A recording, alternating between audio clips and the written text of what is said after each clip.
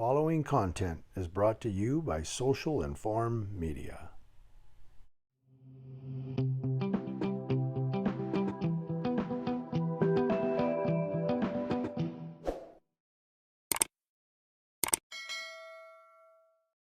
This story is brought to us from theguardian.com.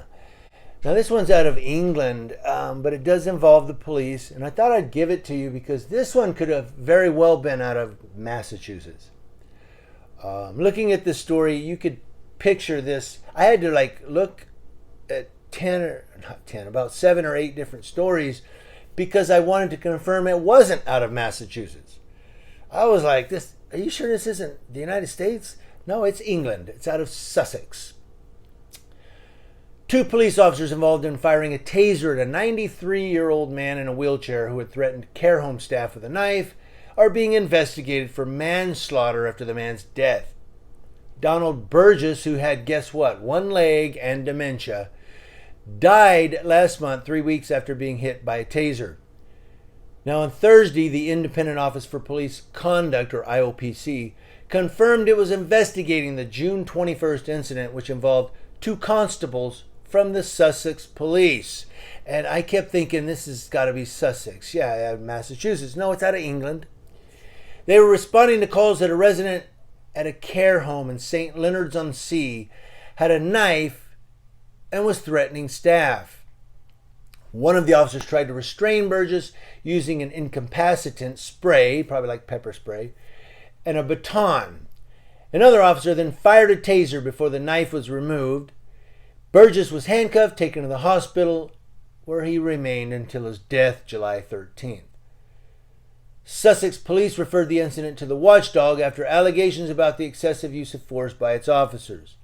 The 2 constables involved have been served with misconduct notices and letters advising them that they are under criminal investigation for manslaughter. The IOPC stressed this did not necessarily mean that disciplinary proceedings or criminal charges would follow. Wow, just like the U.S., huh? The watchdog has taken witness statements and is reviewing the officer's body-worn camera footage. Investigators also attended a post-mortem and are awaiting the findings of medical examinations as the cause of Burgess's death is not yet known. Well, he was tased, he goes to the hospital, and he subsequently dies. Oh, he died of a heart attack, so okay, what wasn't the tasing? The IOPC's regional director, Graham Beasley, said, "I want to express my sympathies to the man's relatives and those who knew him. We've advised his next of kin of our independent investigation and explained the steps we will be taking." I was going to try to do that in a British accent, but I don't think I could do that. He goes on, "This will include investigating whether the force used by the 2 officers against this male was reasonable, necessary, and proportionate in the circumstances and in line with local and national policies, procedures, and guidance." And it goes down. You can read it. There's a link in the description box below.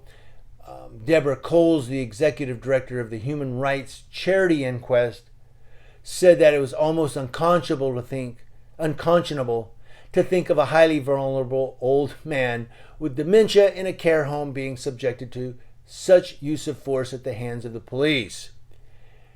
Boy, that was difficult to read. But basically she's saying, this vulnerable old man with dementia was it's unconscionable to think of what he went through at the hands of the cops. And I don't know.